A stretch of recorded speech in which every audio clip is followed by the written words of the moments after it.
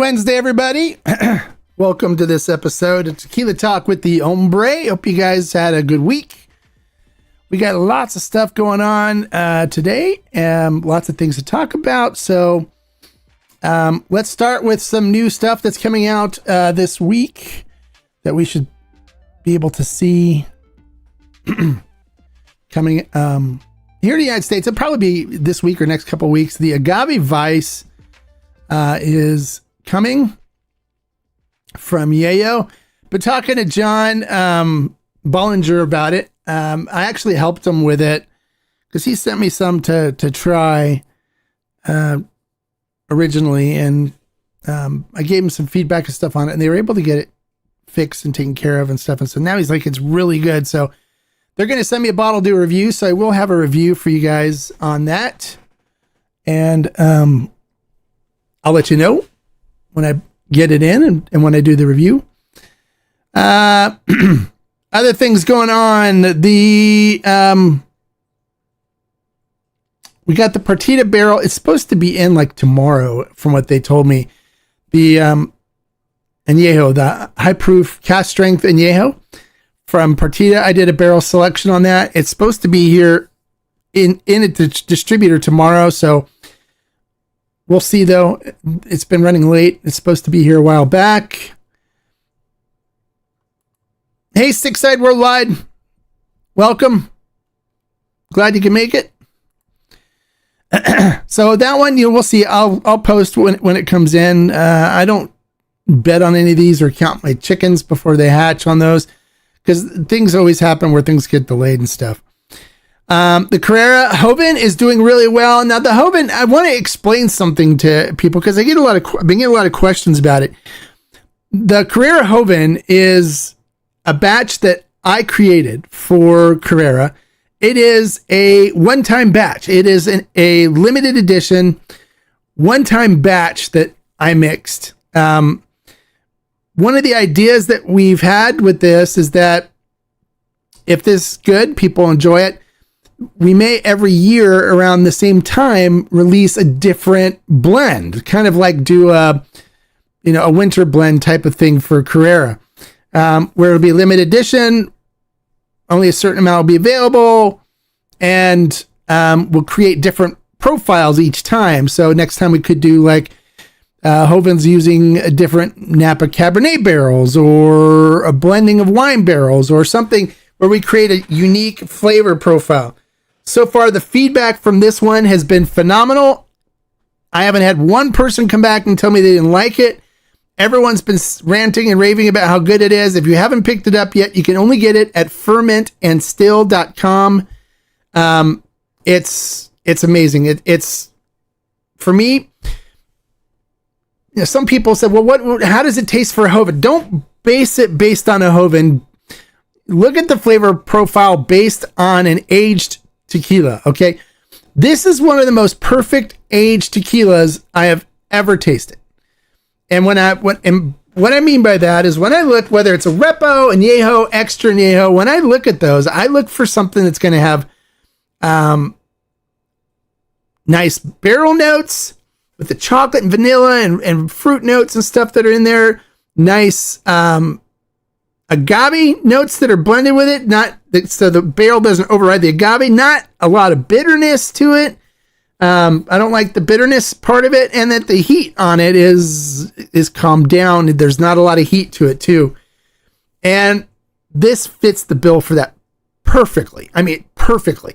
So if you're an Añejo drinker, an Extra Añejo drinker, a Repo drinker, a high-proof Blanco drinker that likes high-proof Repos and Añejos and Extra Añejos, this is a must-buy. This is one you got to try because it is so darn good. It's ridiculously good. And that's all I've gotten back from people are like, you've knocked it out of the park on this one. This is absolutely amazing. And those of you that are watching that have tried it, you can sound off and let us know what you think too. I know many of you have before, and many of you commented, hey, Cray, how you doing? Glad you can make it. And many of you have commented on the Discord and stuff about what you think about it. It is a must buy, but just keep in mind it's limited edition. once it's sold out, it's gone. And then we may have to think about doing a batch for next year. But it'll be gone. You won't be able to get this same batch. And they're not even, for as far as I know, they're not even releasing another Hoven. I think we're going to use it as a limited edition release every year. And they want me to come out because I'm like family with the Camarena family. So they want me to like come out and visit them and do another project and keep doing projects with them. So we may do a completely different flavor profile for next year's release. So if you haven't tried it, pick up a bottle, try it. It's high proof. It's 90 proof. It's 45% alcohol. And it's just so easy to drink. And the flavor profile on it is ridiculously good. All right. So I got that out. If you haven't checked it out, check it out. You don't want to miss it. Trust me, you don't want to miss it. I know there's not a lot of people posting about it. I don't pay for people to post. See, Cray said, I enjoy the balance with the Carrera Hoven. See, he's already at it. He purchased it. He's one of the members of the TBAC. One of the things that I don't do is I don't pay influencers. I don't pay for people to post comments. And because I'm not afraid to tell things how they are and call bullshit when I see it. When people post things that I've done, my projects and stuff, a lot of them are afraid they're going to get downvoted if they're on Reddit, or they're going to get people posting, replies to them that aren't nice because they don't like me personally, which most of them have never met me personally, but they just, know that I proved them wrong and they get upset about that. So there's a lot of that out there. Just ignore it. If you like the bottle and want to share it, share it. It's, the best way to address a bully is to punch him in the nose. I mean, that's being from Gen Z. That's the way we always handle it. We never had to do with this online baloney stuff. So he said, got my 2 bottles of new Carrera Hoven. Nice. Did you open them up yet and try them? What'd you think? I see Santo Extra Neo is out of stock. Would this be because of the heist? No. No, their Extra Neo is probably out of stock because they sold the second barrel out. Our first barrel was never on their website. And if you mean, was it out of stock on Ferment and Still? It's sold out. We got it. Even after the heist. It sold out a long time ago. It's been gone for a while. We sold that out in a week. Hola, the Carrera Hoven is the bomb. Buying more on my next order. Oh, nice. Awesome. You didn't even post I was waiting to see what you thought. You didn't post your review on it yet. I was hoping to see what you'd think. I always enjoy getting feedback from people, and I take people's feedback seriously. So people on the Discord give me feedback and stuff all the time, which I appreciate. And, if they don't like it, then that's fine. I don't, hurt anybody because of it or anything. But I will take their feedback seriously and take it into consideration next time I'm going to do something, if there's something that needs to be changed to it. But I try to be pretty receptive on people's feedback. So, so glad you enjoyed it. Nope. Saving everything. What is that? Nope. Saving everything. I have just collected all I can. Santa too. Okay. Nice. Well, you should taste it. It's good. It's really good. And you can always get more. It's $65.99, which for that price, this is a bargain. This would easily be, if it was like any other of the big hype brands, this would be easily $200 bottle, easily. For me, I think this blows any winter blend that's ever been out of the water. Out of the water. I would drink this over a winter blend any day of the week. Any day. And people are spending $400 for a winter blend. That's how good that I think this is. So, any update on the Abraham single barrel going to go a long wait, or looking unlikely that I doubt it's going to happen. there's something going on and it's tied up somewhere. And the only thing I get from the distributor now is that he doesn't know what's going on with it. So there's some kind of thing going on at the distillery, some issues. So don't count on it. If things change and I hear back that for all I know, they could have given it to someone else or done something with the barrel. I've tried to message them directly and they won't even respond to me. There's some issues going on with the family. And so I wouldn't even count on it anymore. I'm not even banking on that anymore, but we'll look at doing some other barrel buys for next year. Barrel picks. So yeah, I agree. It's a shame, but stuff happens. And if you know about the families in Mexico and the tequila families, they're constantly fighting with each other. It's very seldom that you find a family in tequila that hasn't at some point had a big fight amongst each other. I mean, it happens. Even the Camarenas, they fight between themselves, the brothers and the cousin. I mean, they all, because you get drunk and somebody says something that's offensive to another person, and next thing you know, there's a big brouhaha in the family, and so that happens. So I don't know what's going on. I haven't been given any details or anything, but I just know that the single barrel most likely isn't happening unless they saved it somewhere and are like waiting until things settle down. I don't know. I haven't gotten any updates on it. So, all right. So one of the things I want to talk about, and we had a discussion on this last week. So I want to expound on this discussion a little bit, and we'll have a little talk. We're going to talk about the drinking glasses. Somebody had brought up that they were glad that I referred them to the Denver and Liley glass.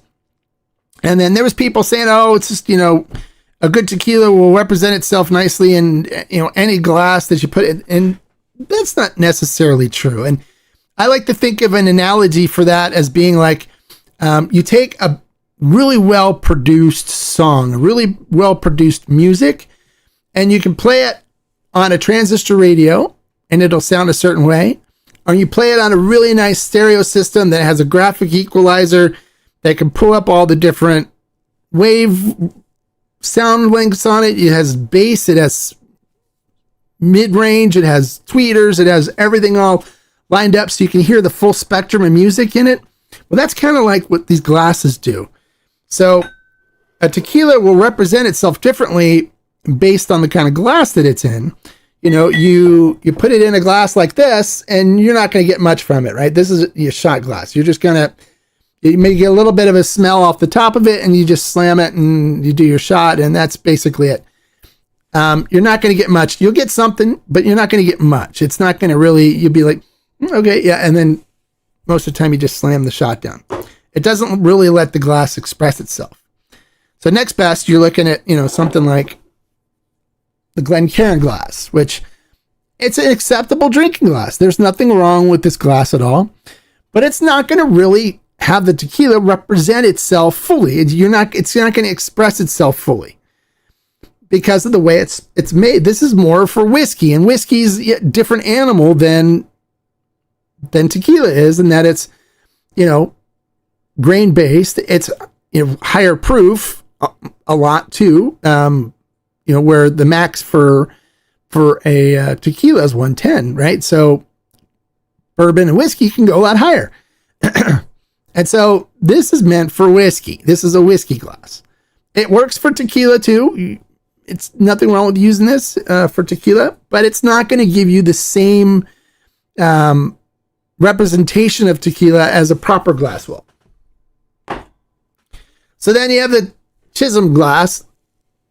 This one, the Stossel nosing glass. This is a good glass. This was my go-to glass before the Denver and Liley glass was developed. This was a good glass, but it still doesn't let the tequila represent itself the way it should.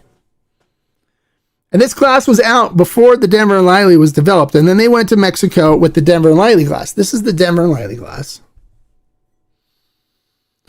So when they went to Mexico, And they worked with both mezcaleros, mezcal producers, and tequila producers. And they were with the Orendine family, which the Orendine family are legends in the tequila world.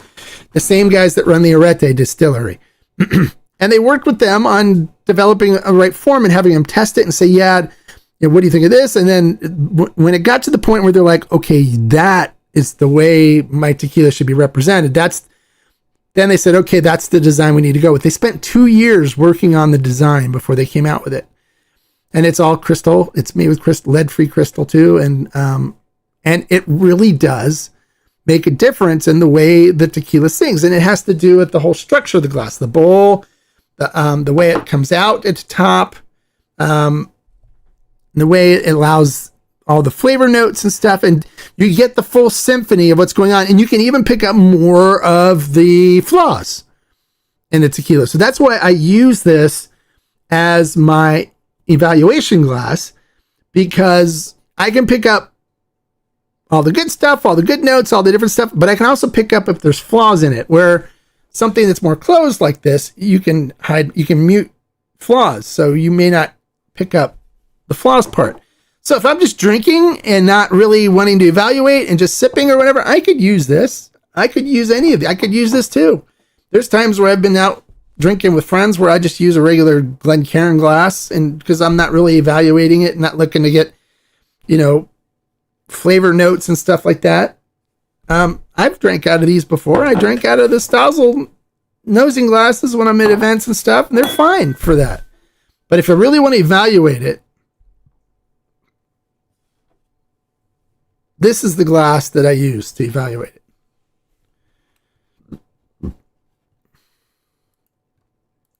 Now, what do you say? Unlike wine, distilled spirits don't need time to be poured and opened prior to drinking. Correct. No, that's not correct. That's not correct. Wine and distilled spirits all benefit from giving time to breathe. Absolutely. A lot of times when you pour a tequila at a distillery and stuff, they'll pour it for you before you sit down. It'll already be, especially if you're doing like a barrel selection. When I go for barrel selections, they don't just have the bottles there and I'm just pulling them and tasting. They'll have them all poured in glasses for me with the bottles in front of them. So they give the time for the tequila to open up, because tequila, like grapes and stuff, like wine, it's got tannins in it. There's tannins in it. And a lot of the same compounds, the tyrines and there's stuff like that. There's all kinds of things that are in wine and stuff that need to breathe and open up that are in tequila. And that's why I've been jumping into this winemaking binge that I've been on, where I've been making wine, where I learned about wine production so I could learn how to do things better in the tequila production area, because they're basically identical. And that's why a lot of wine yeast is used in tequila production when they're producing. And some of the better winemakers, better tequila makers out there are actually winemakers. If you look at Colin Edwards with Cascanes, he's a big wine guy, super big wine guy. David Ravandi with El Luchador and 123 Organic, big, huge wine guy. He lives in Sonoma County in the wine country, and a big wine drinker.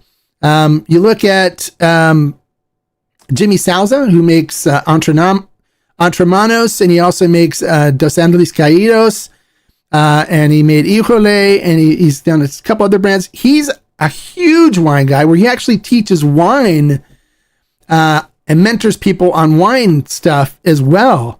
And he actually backpacked through Italy, drinking his way through Italy, trying all the different wines and stuff. And he's been to Spain and did wine tours of Spain. Huge wine guy. And I actually message him as I'm doing my wine stuff, and I actually tell him what I'm doing, and he's like really excited about all the wine experimentation that I'm doing. And I talk with him frequently about things. He'll ask me questions. Are you doing this? Are you doing this? I'm like, yeah, we're doing this. And I'm doing this. And yeah, this is going on. And so he's like, he's going to come visit, and we're going to do a wine. I'm going to let him do a wine tasting. And then he wants to go to the Valle with me, the Valle de Guadalupe, and we'll do some wine tasting there as well. So wine and tequila are very, very, very, very similar, except for the fact that, tequila is distilled. So up to the point of distillation, the production methods are very close, very, very similar. So there's some things that the tequila industry could take from the wine industry and use, because they currently don't do it, because a lot of the production, the way tequila is produced, has been the way they've been producing it for generations, which, technology's changed. But it's like when you ask producers there, why is it that you chose this way to do it? It's because my grandfather did it, because my father did it that way. And so that's the way I'm doing it. Instead of like, well, I learned there's new technology, new things to do. And so we're doing things this way. So there's some things that I would love to see them start doing, I think, to really kind of work on consistency issues and producing better tequila. And so I'm going to see if I can find some producers to work with, to do some special batches with, where we kind of implement some stuff and see how it works out. So far, one of the things that we implemented worked out really well with the Carrera 54. So I got some other ideas of some things we can do to really try to make some interesting new and more dynamic flavor profiles. Was it Chava Chavez from La Luna started in wine, I think, as well? No, his family's been producing mezcal forever. Yeah, he didn't start in wine, but he may have worked in wine. He lives in Northern California, and he has a restaurant there. So he may have, done some stuff with the winery and stuff, but his family's been doing mezcal in Michoacan for his whole life. So, but he may have worked for a wine company in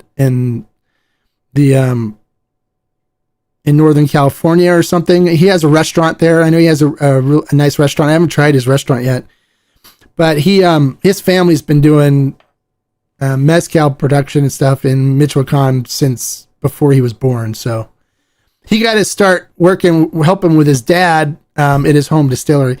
As a matter of fact, the temporada lluvias, La Luna that we have on ferment still, that's the single batch that we got, that was made at his family's home distillery, his home Venata. So that's one of the few that he's done there. So you can try it and see what you think if you've bought that bottle and tried it. I don't know.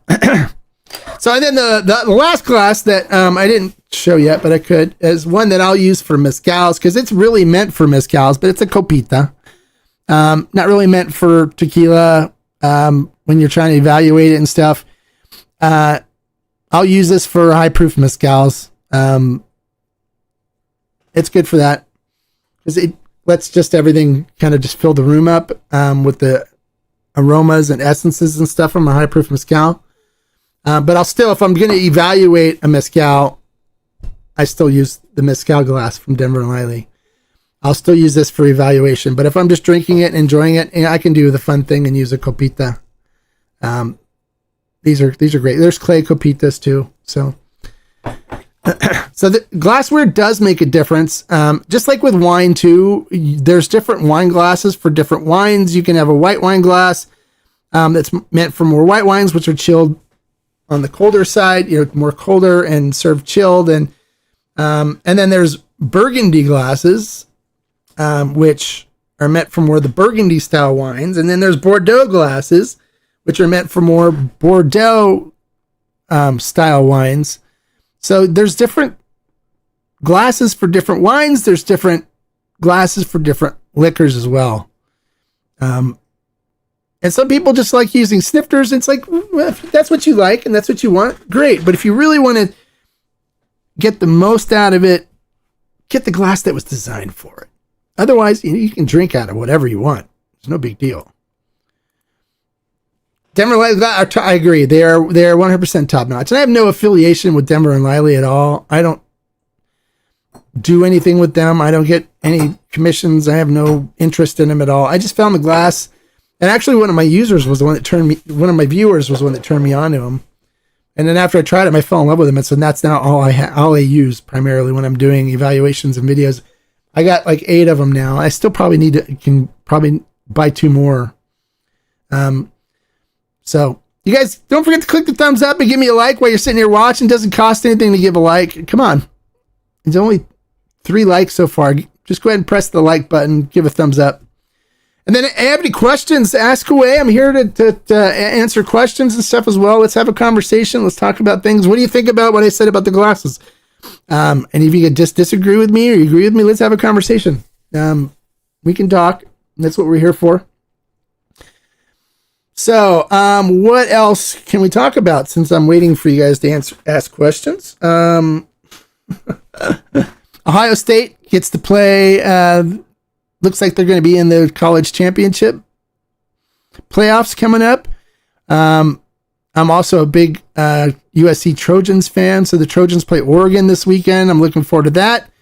Cowboys had a big win on Monday night against the Raiders, which I know everyone goes, it's just the Raiders. They're a crappy team, but we'll see how that works out on Sunday when we play the Eagles. I'm looking for a Cowboys victory there to beat the Eagles, so that's going to be fun to watch. I will be sipping on some really nice tequila on Sunday while I watch the game, so I'll have a tequila to have to celebrate when they beat the Eagles, and I'll have a tequila to drink while I'm watching the game as well, hoping for a victory and probably having a good stogie with it as well. All right, so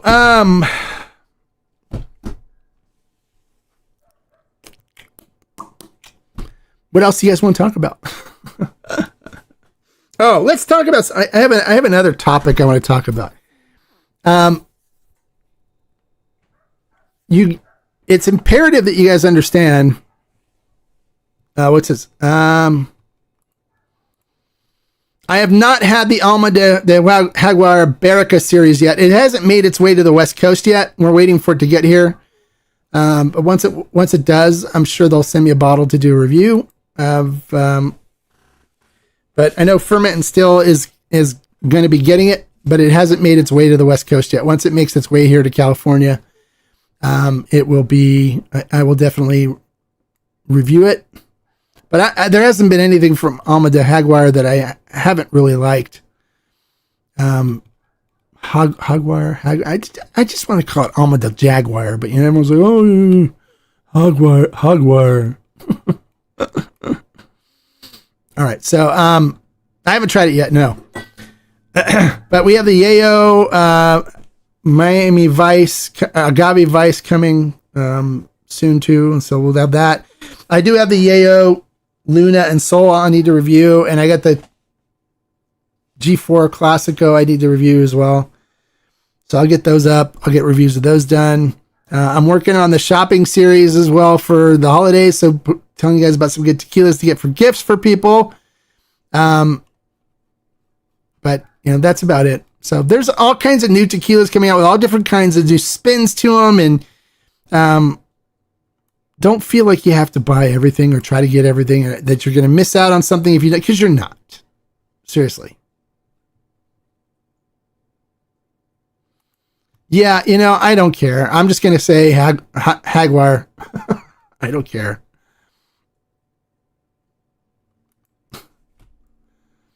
It's Jaguar. It's for Jaguars. It's like me trying to tell people all the time that the Hispanic people, when they come to California, that they're speaking English wrong. I don't bother. I get what they're saying, and just let them do their thing. It's fine. My primary English is my primary language is English. I gave it a sporting chance. Everybody knows what I'm saying, so it works. No, it's not a Joven. It's not a Joven. It's a Reposado. So it was aged in Sauterne wine barrels. Now, Sauterne is spelled Sauternes.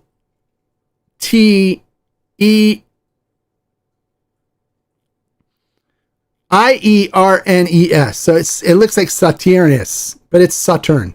It's pronounced Sauterne. It's French. It's kind of an interesting wine in that it can be used as an aperitif or it's a dessert wine. But what basically is it's a a wine where the grapes have been infected with a mold, and it causes them to get really sweet and not really rot out. And so when they take those grapes that have this mold and stuff on it and then ferment it, it ends up with a different flavor profile and more residual sugar in it. And so it's for me, I love a good Sauterne as a dessert wine. I'm not a white wine or aperitif wine drinker. I normally, if I'm drinking wine, I normally like reds. But it's really good, and you can age it forever. You can age it. There's ones that are like 50-year-old Sauternes that are ridiculously high priced, crazy expensive, and also really good. So I've had some Sauternes that were 20 years old. I had some that were 10 years old. I have a couple downstairs in my wine cooler that I brought back from France that are about 5 or 6 years old, and they're delicious. It's a great dessert wine, really enjoyable. So, but yeah, it's a Reposado. It's not a Joven. So what's your opinion on the Alto Canto brand? I haven't had anything from the Alto Canto brand, so I couldn't express an opinion on it. But there's so many brands out of the same distilleries that it's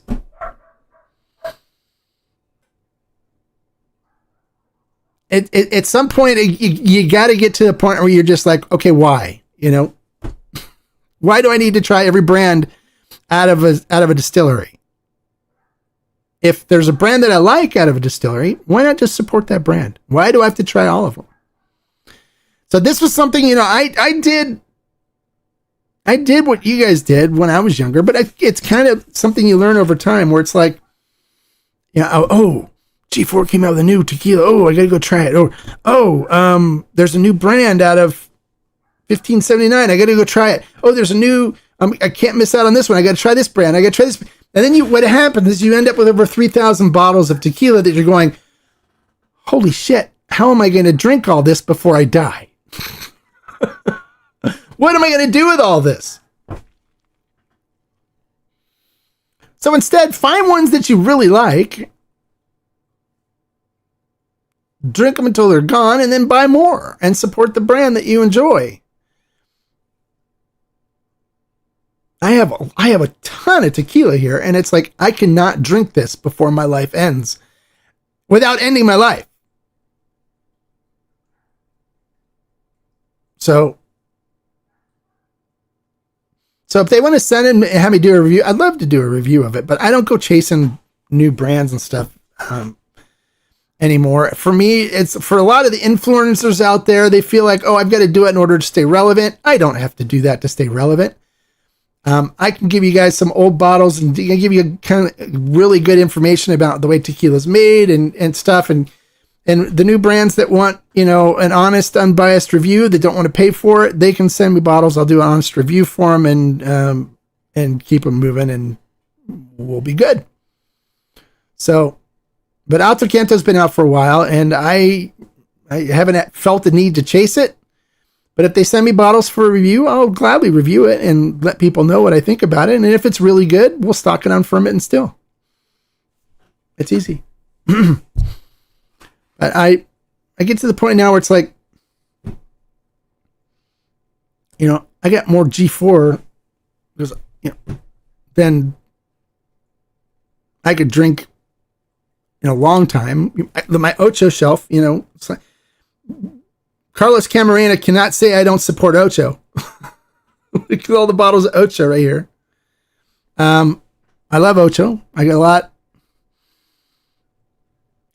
lots of bottles of, because what I do is when I find something I like, I buy lots of bottles because I want to support the brand and I want to be able to drink that good tequila for a while. I don't go on to the next one with a chance that I may not like it.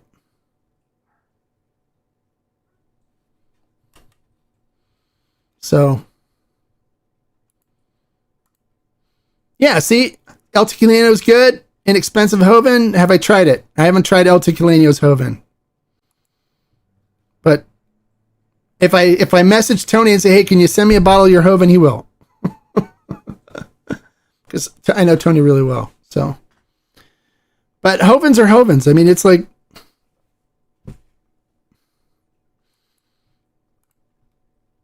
I'm over FOMO, Mark. I agree. Yes. It gets to a point where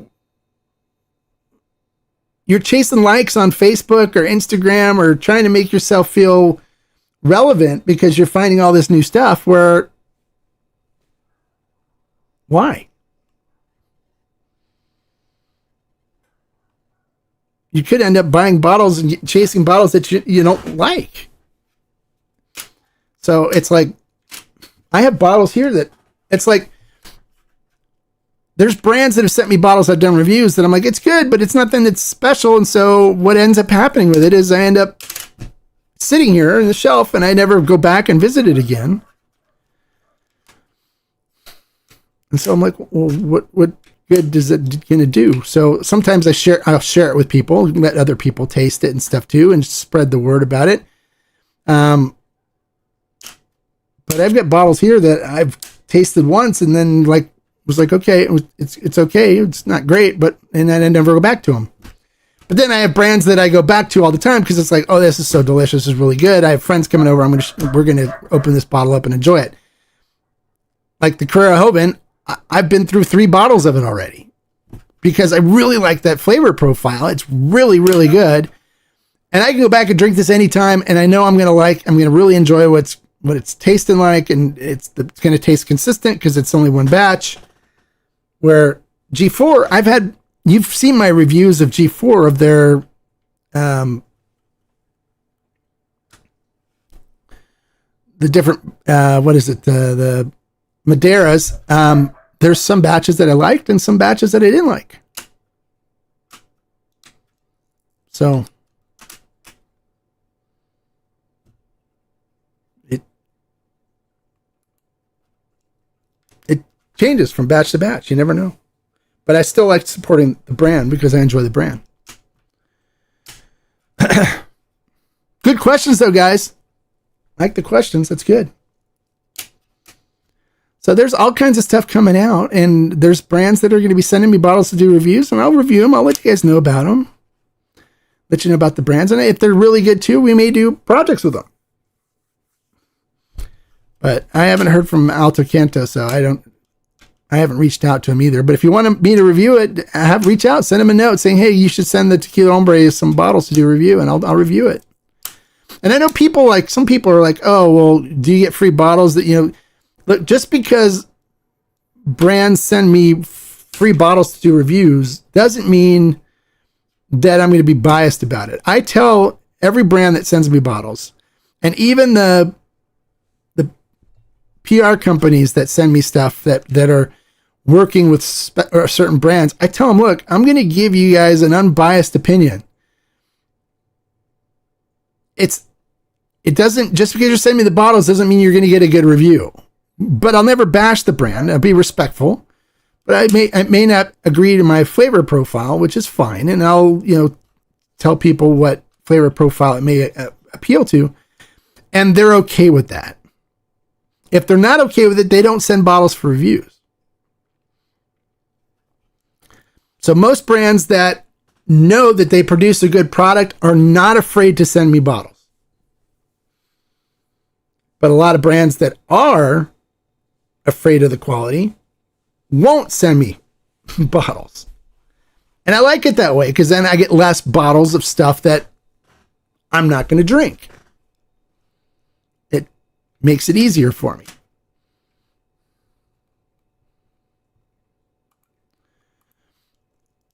Hey, Hombre Sauce, Siete Leguas single barrel pick by Benny's. There's a few, but there was one finished in Mizunara. Have you tried any tequilas finished in Mizunara? I have not. No, I have not. Ambarana is like the big thing now, which is a Brazilian oak. Been seeing those. I haven't seen Mizunara yet, but I knew that they're doing that because Siete Legos reached out and asked if we were interested in a barrel. But what they're doing, though, is they're not letting you pick. they pick a barrel for you. So you say, yeah, I'm interested in a single barrel. And they will say, all right, we'll send you a barrel. The distiller picks it for you. And I'm like, I don't want that. I have a reputation with my single barrels of picking really good barrels, and I have a certain profile that I look for. And that's what I stick to. And if I'm not allowed to taste through and pick the barrel, then we don't buy it. So that's one of the reasons why we haven't done a Siete Leguas barrel pick yet. Because they said, well, would you like to do a barrel pick? The Fernando pick a barrel and stuff for you. And I said, well, have Fernando pick 5 or 6 barrels that he likes and send me samples from them. And then I will pick which barrel we want to buy. And go, that's the way we do our picks here. And like, that's not the way. Okay. But I do have a single barrel añejo on here that I picked up in Mexico. That was before they started importing it into the U.S.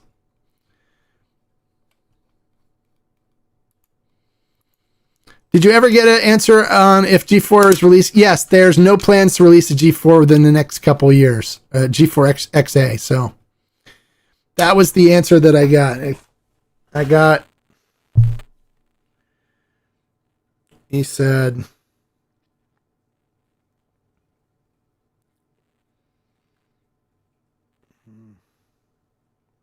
no XA coming yet. That's what he said. So, nope. No extra añejo from them. They're redoing their barrel rooms, so they'll have a bunch of stuff coming out soon, I'm guessing. What is that? You've tried the Siete Leguas single barrels and they're overhyped. Which ones? The ones from Mexico or the ones that they're importing now into the U.S.? The ones at Benny's?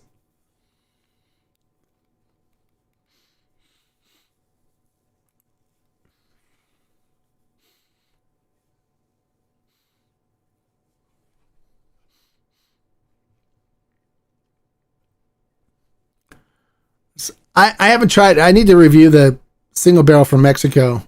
Because they used to have the single barrel. I think it's a...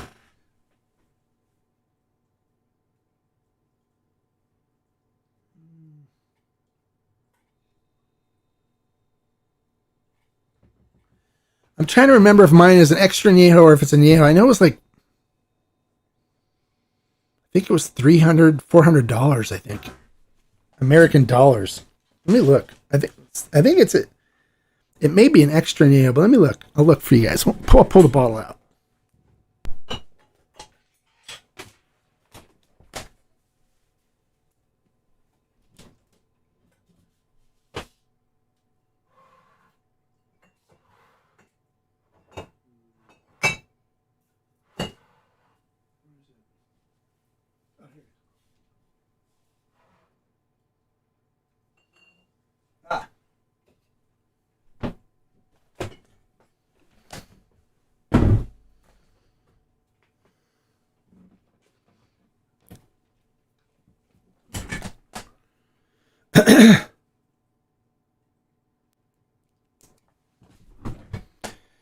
All right, this is a single barrel extra añejo.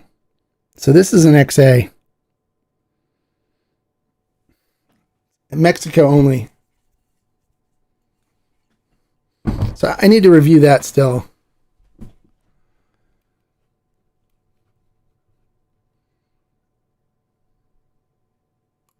Oh, from Benny's from Chicago. Okay.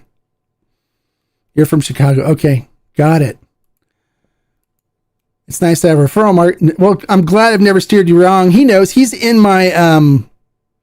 Cray is in the Tequila Barrel and Agave Collective. He's on my Discord group. So he knows.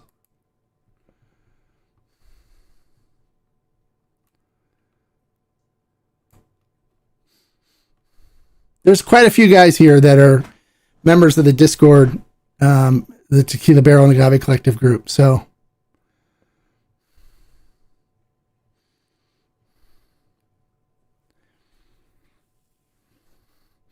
So I'll have some single barrel and projects and stuff to do for next year. We'll have some good stuff to do. We still have the Partida single barrel coming in this year, and that'll finish up this year. So we'll have the Carrera Joven, which I can't stress enough If you haven't picked up a bottle, you have to try it. fermentandstill.com. Go try it. Pick up a bottle. It's amazing. You're going to want to pick up more than one bottle. Once it's sold out, it's gone. Once it's gone, it's gone. And then for those of you looking to get the Yayo Sol and Luna,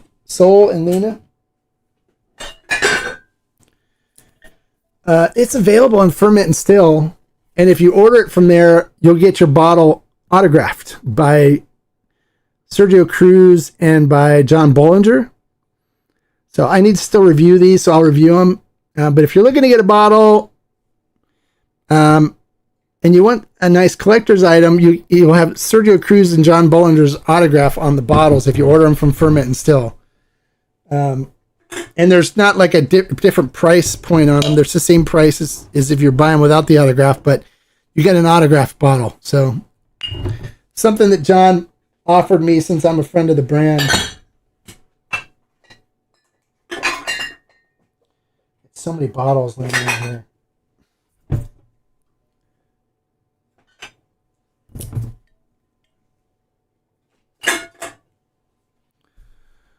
So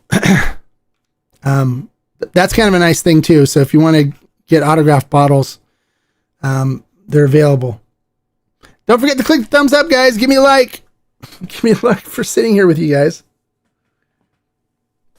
Kind of a thin crowd today. I wonder why. Not a whole lot of people watching. But any other questions? Anything else you guys want to know about?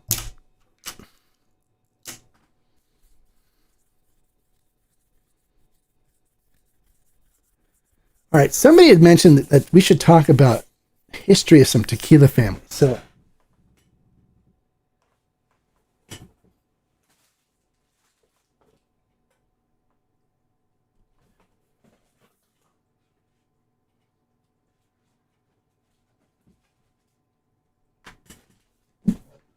I don't have it up here. It's downstairs, I think.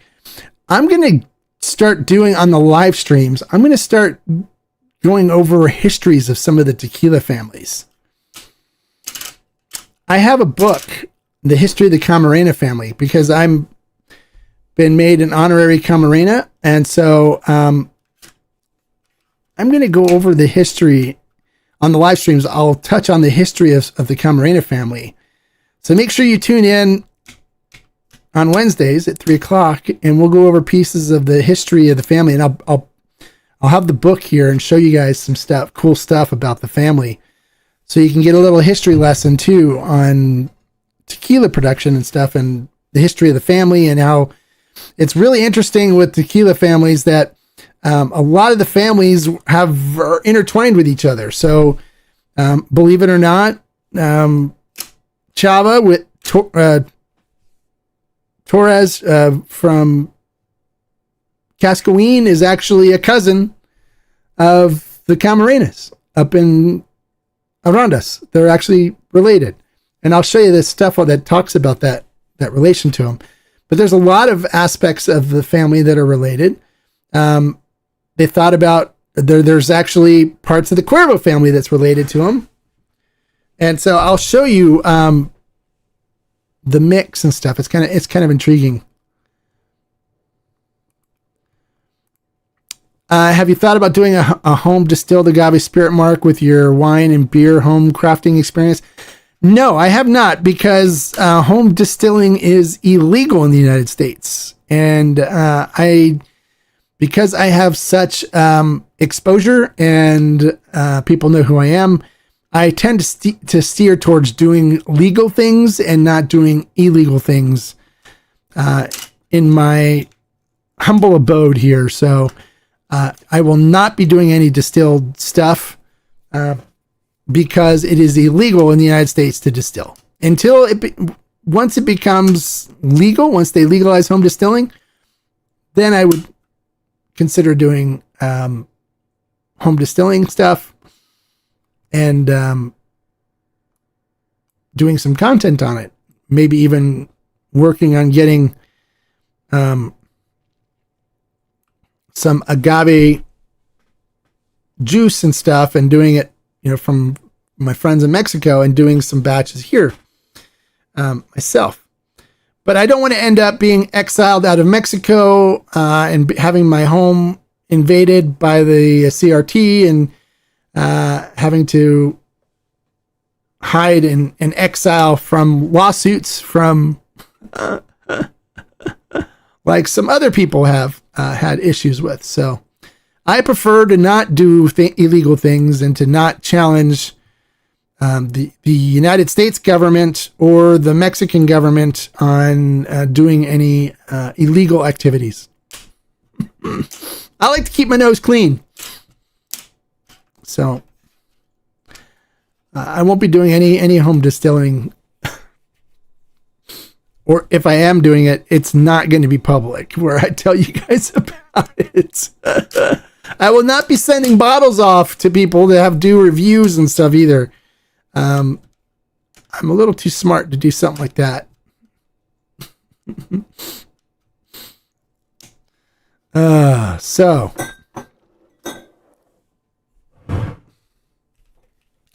But there's some projects that I do want to do and some experimentation I want to do. And I've got some distillers, master tequileros and stuff that are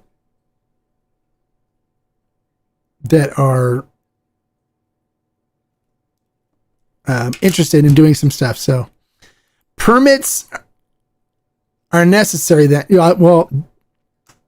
no permits. You need to be a licensed distillery in order to do distilled spirits. You can get a fuel license to do ethanol fuel, but still, even to do that, you have to have a separate structure. It's got to be 25 to 50 feet, I think, away from your closest neighbor. And then it's got to have ventilation and drain it and all these other things. And it's just why bother?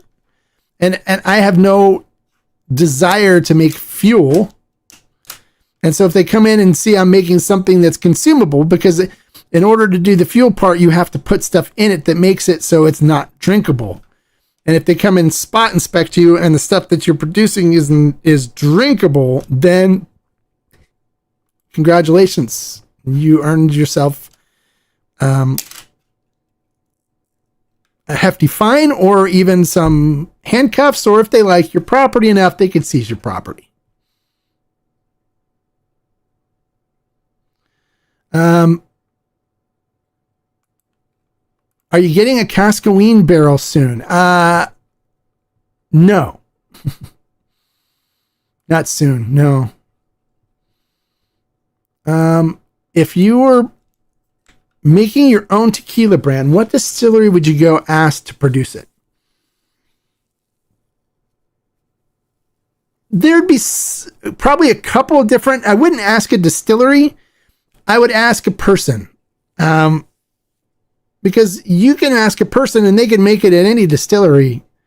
So distillery doesn't matter to me, but I would ask certain people to make a brand for me. And if I was to ask people to make a brand, I probably would go with Carlos Camarena, Mauricio Camarena, Jimmy Salza, and there's probably a couple other people too I may want to ask, depending on what kind of profile I want and what kind of things I want to do, and what kind of things I want to use based on what equipment's available. That would be basically on who I ask. But there's a couple in there that I would consider. Now, if somebody was looking to make a brand and wanted to hire me, which I do consulting on development of new brands, I would introduce them to some people and let them taste different profiles and have them create profiles for them and see which ones they like the best and then have them go that route. So that's what I'd do. Hey Mark, do you have your bottles cataloged in a book, or are they organized on the shelf where you know where everything is? No, I don't know where everything's located. I do have them set where that's like Ochos. All my Ochos are right there.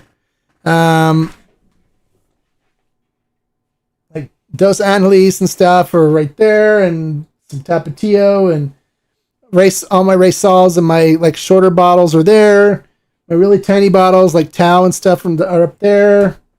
I got Cascaween stuff over on this shelf here. Right there. Cascaween and El Tesoro special bottles are there. I got 123 Organic and stuff like Suerte and stuff, the smaller bottles there. I got Alchemia and Carrera and other smaller bottles that can fit on that shelf right there. And on the top is glassware up there. And then I have mezcals over in this with a ton of G4 on the bottom of this cabinet over here. So, and then this is the closet of mystery where I just got a bunch of stuff in there. And I got a bunch of old bottles on shelves in here. Special old bottles that you can't really find anymore. As well as old Tequila Barrel and Agave Collective bottles. Because I try to buy a couple of cases of them, so then I have them to share when people come and like, hey, this is one I did back in 2015 or whatever, and this is an Eagle Rare Corazon de Agave or the Blanton's Corazon de Agave. I got the G4 5-year Extra Añejo there. And then I got some of the Fortaleza Lote 42As there. So I'm going to bring, for those of you that are joining me on the fishing trip in August 12th to the 16th, 4 days on a premier sport fishing vessel out of San Diego, I'm going to be bringing some bottles from that collection with me to share on that trip. So we're going to, if you're going with me on that trip for that meetup to do some bluefin and yellowfin tuna fishing and possibly some yellowtail and whatever's biting in the water. Hopefully some dorado will be biting at that point too. Some mahi. We'll have some nice tequila to share our fishing stories from the day over while we're sitting in the galley at night. And then we're going to do a tequila pairing dinner as well, which is sponsored by Carrera Tahona. So we'll have the Carrera Tahona line to do pairing, is a nice pairing meal with. It'll be really nice, really fun get together. You guys will really get to know me after spending 4 days with me on a boat. You'll be sleeping on the boat and stuff. It's going to be a nice trip. And there's only like 2 or 3 spots left on the trip. But I'm going to be bringing some bottles from that collection with me. So you'll be able to try some special stuff that you can't find and try anymore. So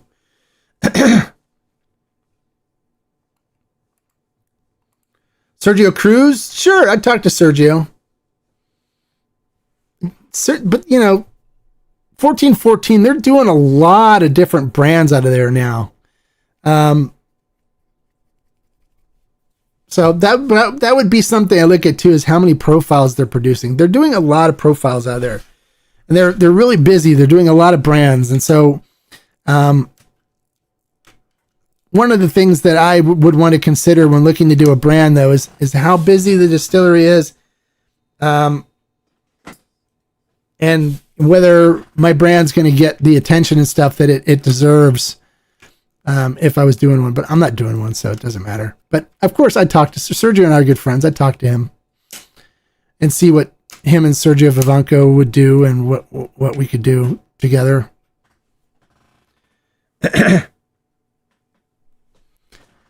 Especially on the experimental side of things, because there's things I'd want to do that they don't do that would be different, that would create something different for my brand if I was to do it. So I want to make sure that they would be open to do it. I already know some of them I've talked to said, I'd love to do it. So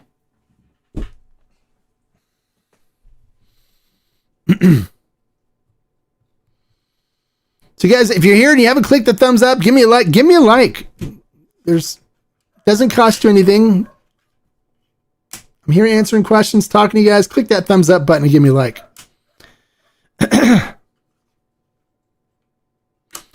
All right. So any other questions? Anything else you guys want to know about?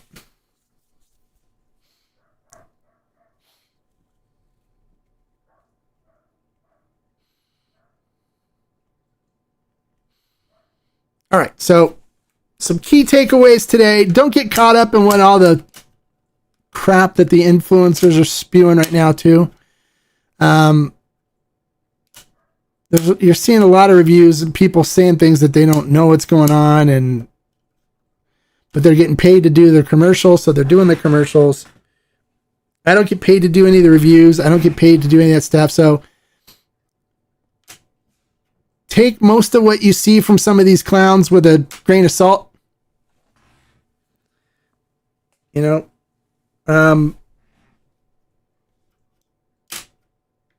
I never watch anything that these guys are talking about, because when I do, I end up yelling at them. You know, you don't know what you're talking about. I don't get paid to do this stuff. I'm unfiltered. I'll tell you what I think, what I know.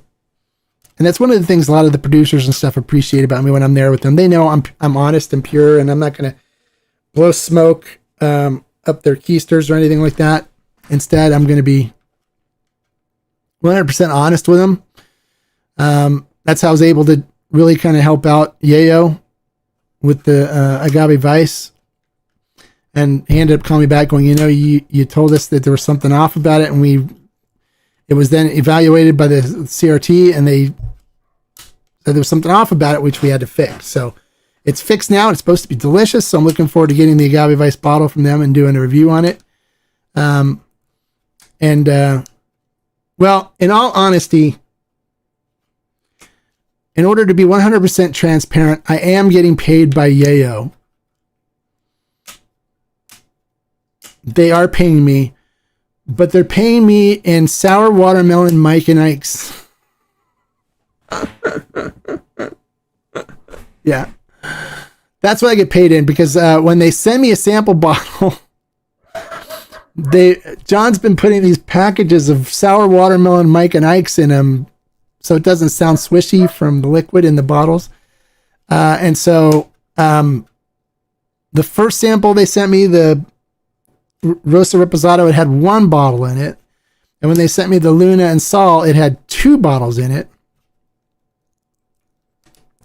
And, or two had 2 bottles in it. So they put 2 boxes of sour watermelon Mike and Ike's. And so now I've been eating sour watermelon Mike and Ike's, and I like them. They're good. So I can't wait till this next bottle comes, and hopefully they'll have some more boxes of sour watermelon Mike and Ike's in it.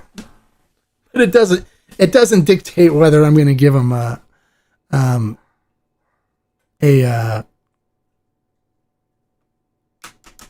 good review or not, and he knows that.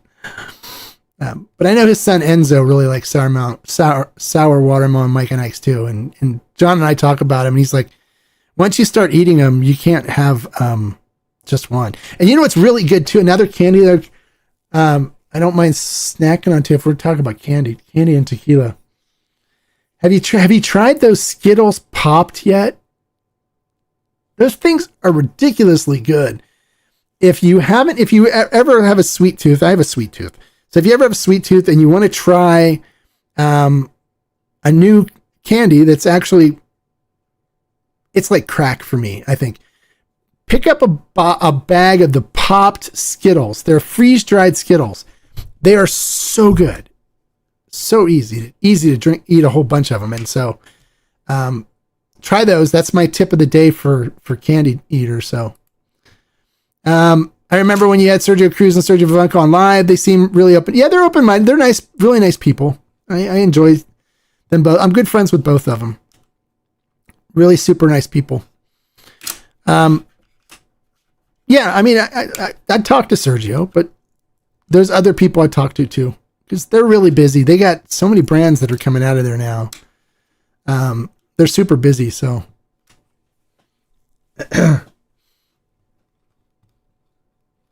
I'd want to go to a place where, you know,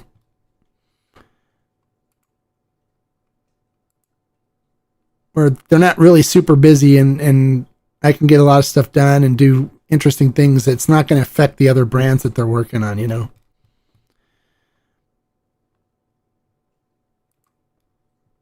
That's just kind of the way I am.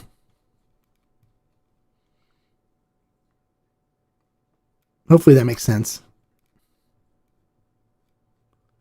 Oh, you've had the Skittles. Yeah. They are great. Oh my God. They're like crack.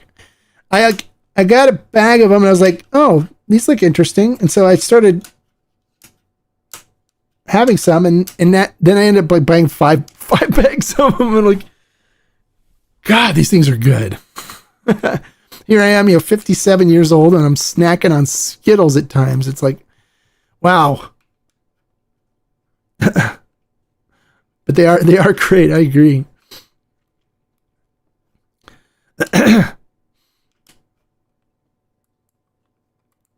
Yeah, there's too many brands to keep up with for sure. There's a lot of brands that are coming out, all the time, and at some point, you just have to ask why. Why do we need another tequila brand? What is this brand going to bring to the world, to the tequila world, that no other brand is bringing?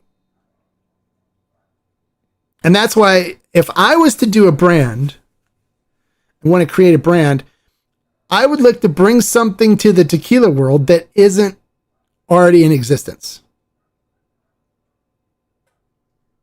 I'd like to do something different that's like creating a new branch off the tequila family tree, bring a new thing to the industry. And I have some ideas of things that aren't being done now that I could do.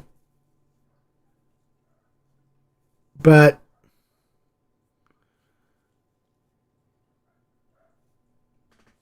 at some point, it's like, and when you've tried as many tequilas as I have, over the time I've been doing tequila reviews,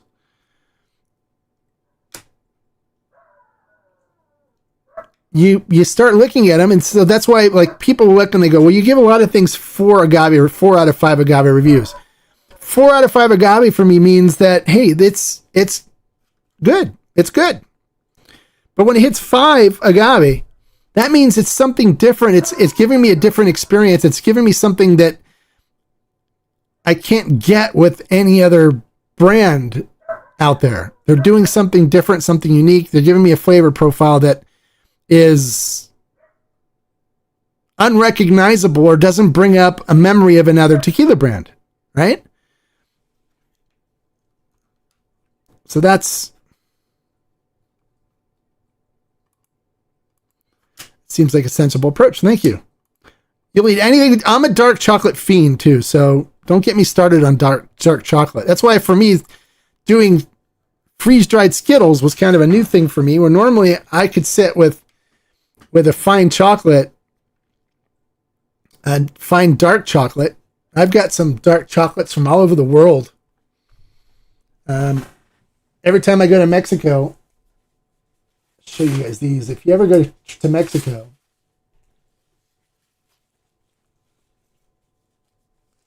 actually these are from France.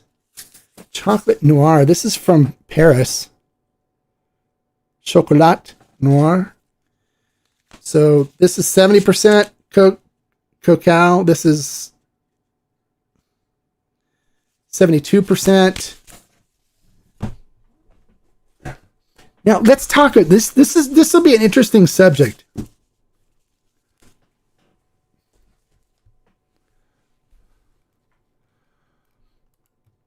Hombre is a nice brand name. Yes, it could be. So what are you drinking? I'm drinking Man. I'm drinking Man tequila. Excuse me, ma'am. Is that a man you're drinking? Why, yes, it is. Out here. When I get home at night, I love to pick up a tall, dark glass of Man tequila. I drink that Man all night long, baby.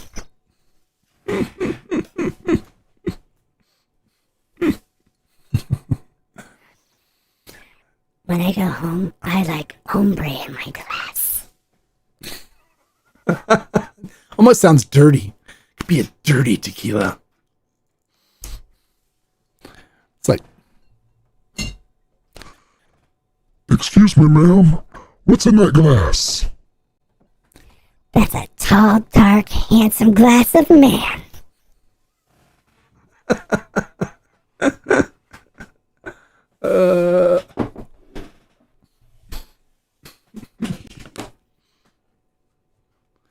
Oh yeah, Trader Joe's. Don't get me started on Trader Joe's. Their dark chocolate peanut butter cups are great. Manquila, yeah. Ugh.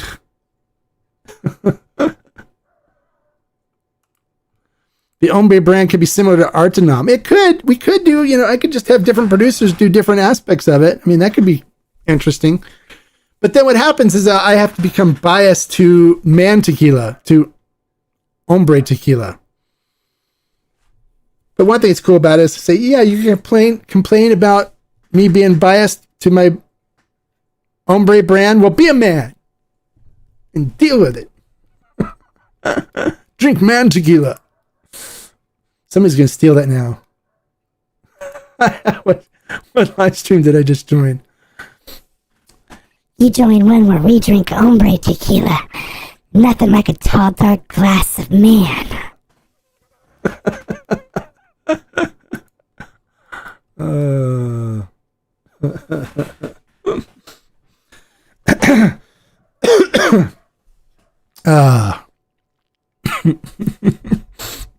It's like having a tequila named Mierda.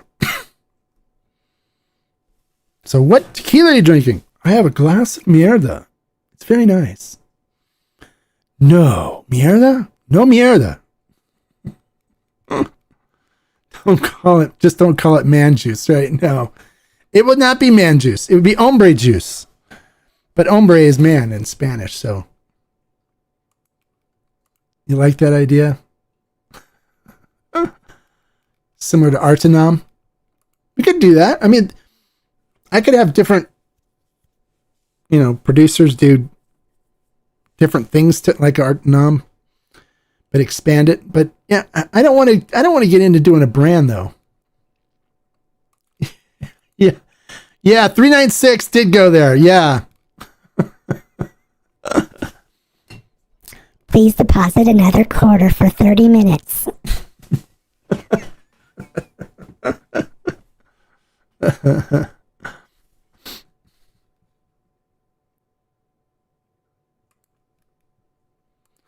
Hey Jermaine, how you doing? I hope all is well. Everything's doing great. Been a while. Check in to say hello. Well, thanks for checking in, Jermaine. It's good to see you again. Welcome back to the channel.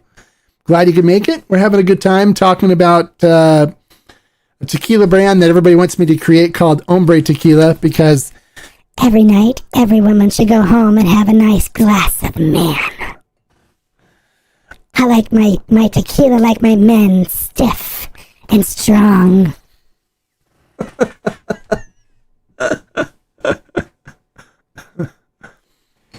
That's why I drink hombre tequila, because I like a man. It can go really bad. I mean, I could do some really dirty commercials. That could be fun. 'Cause after all, it is tequila, right? Why not have fun with it, right?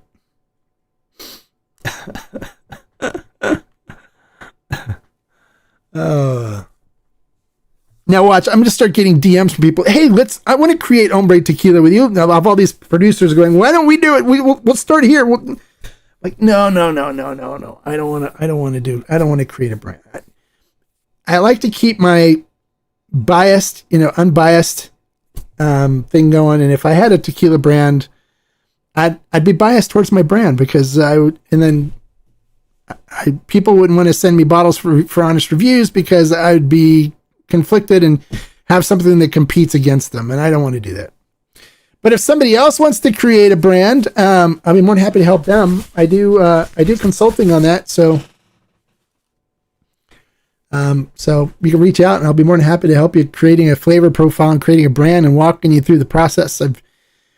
I've got the connections and stuff to do it and can help. And I've done it a couple of times, but unfortunately the brands never made it to market because people didn't realize just how much it costs to actually bring a tequila brand to market. It's not cheap. It costs a lot of money. That's why a lot of the brands end up going under after they come out with them. So what is it? I don't know. You're so humble. If I started a brand, I would find a way to get your assistance. No brainer. Oh, awesome. Appreciate that. Thank you. That means a lot to me. It really does. It means a lot to me that even though, there's people out there that find a reason to hate me for one reason or another without it actually ever meeting me or having a conversation and stuff with me. I appreciate you, those that have taken the time to really understand who I am and why I do what I do and what I do and support what I do. I appreciate that. I really do. I appreciate all of you guys, especially my Tequila Barrel and Agave Collective members who, very supportive, and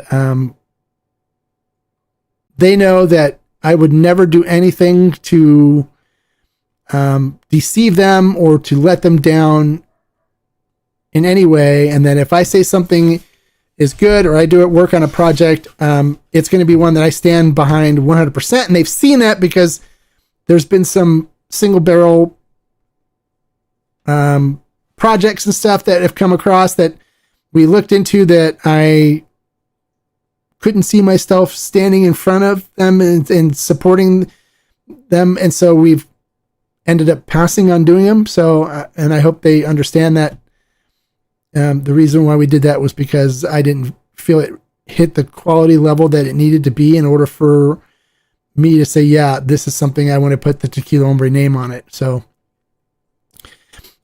I'm real selective on stuff like that, just like I'm real selective on stuff that I give a 5 agave to and stuff that I push. I know people think I push things because I'm trying to sell it. No, that's not really the reason why. If some other store was offering this barrel that I did, or this batch that I did, I'd be pushing it just as hard as well, because I'm the kind of person though that when I try something and I like it, no matter what, for example, the Denver and Liley glass, right? I've got no connections, no ties to Denver and Liley at all, but I will sing the praise of Denver and Liley's glass all day long. All day long. It's amazing stuff. This amazing glass. When I have a restaurant that's local here, where I live here in Southern California, and I taste them and I really like their food, really like what they do, I will tell people about it until I'm blue in the face, because it supports the restaurant and I know they're going to be here so I can keep enjoying it.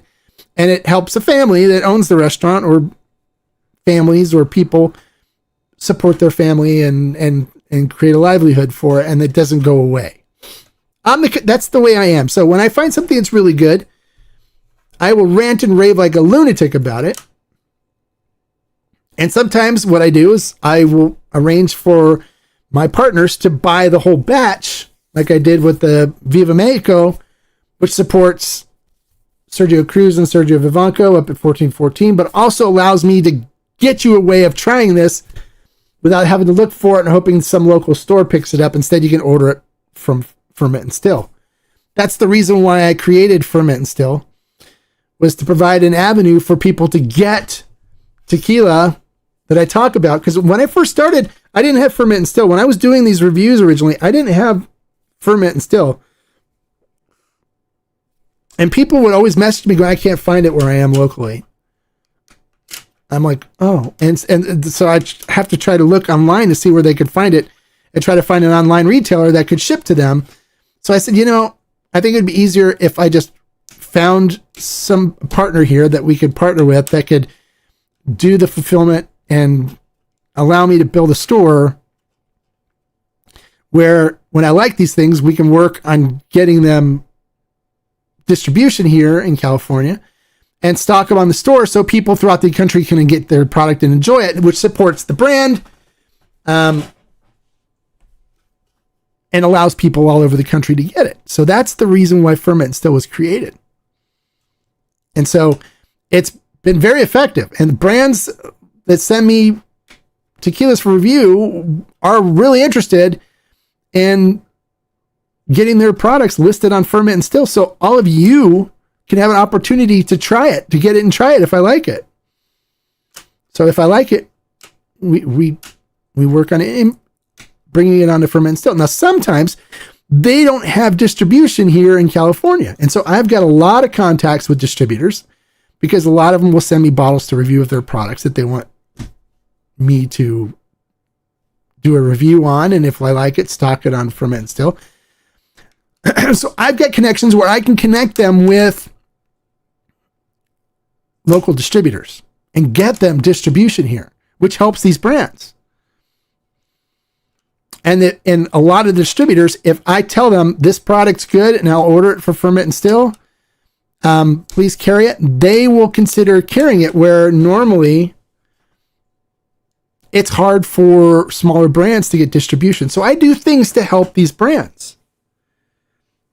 And I don't charge them for it. I don't say you need to charge me a consultant fee in order for me to help you find a distributor. I just find them a distributor and help them out. And that's why a lot of these brand owners, and a lot of these master distillers, master tequileros and stuff love me for what I do, because I don't ask for anything in return.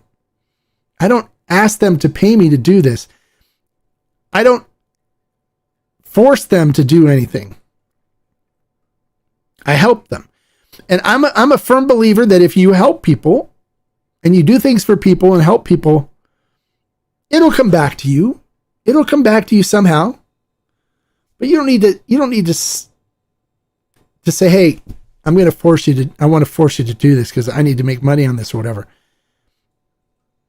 I'm retired. I make my money off of my memberships and stuff and off the YouTube channel. I don't need to charge the brands for stuff like this.